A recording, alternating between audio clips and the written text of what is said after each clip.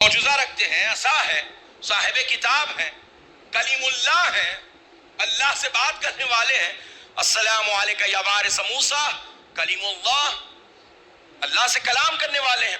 پروردگار عالم کی بارگاہ میں مناجات کی جناب موسیٰ نے.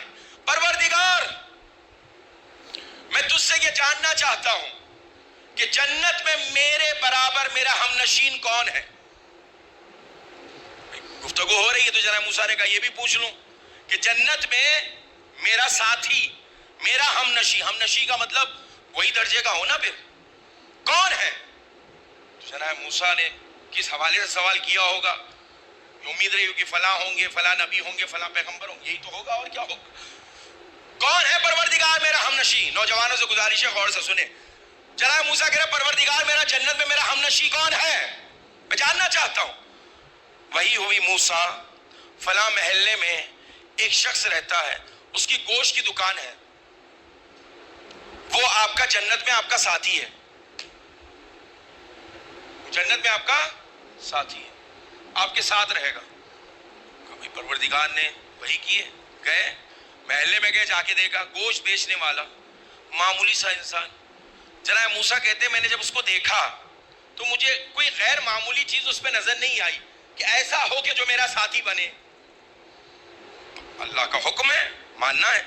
کام ہو گیا ان کا، دکان بند کر کے جانے لگے تو گوشت کا ٹکڑا ساتھ میں لے کے وہ چلے. جناب موسیٰ نے کہا کہ بھائی میں بھی آپ کے ساتھ چلنا چاہتا ہوں اور مجھے اس بات کی اجازت دے دیجئے کہ آج رات میں آپ کے گھر مہمان رہوں. میں کہا بالکل، بسم اللہ آئیے. پہچانتا نہیں جناب موسیٰ، آئیے بسم اللہ. گھر پہنچے.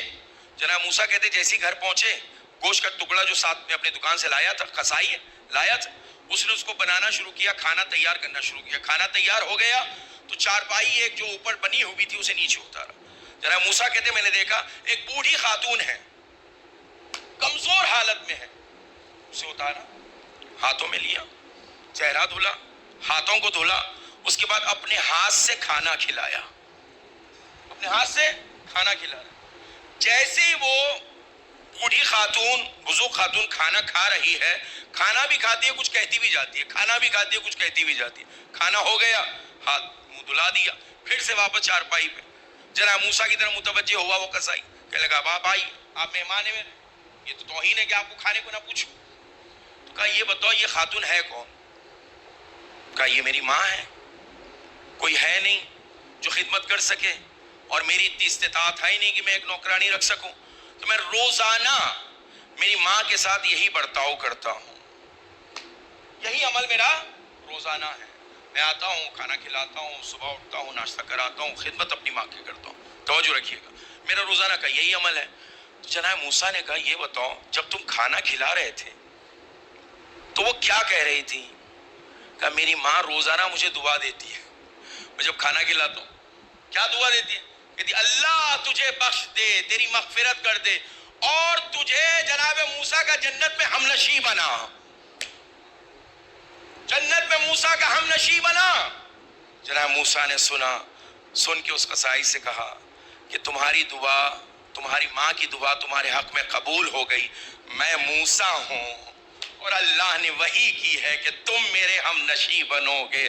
میں نے اتنے اعمال دیکھے تھے لیکن آج اللہ نے متوجہ کروا دیا کہ ماں کی خدمت کا صلہ یہ ملتا ہے کہ انبیاء کا ہم نشیں بنا دیتا ہے. صلوات پڑھے محمد و آل محمد.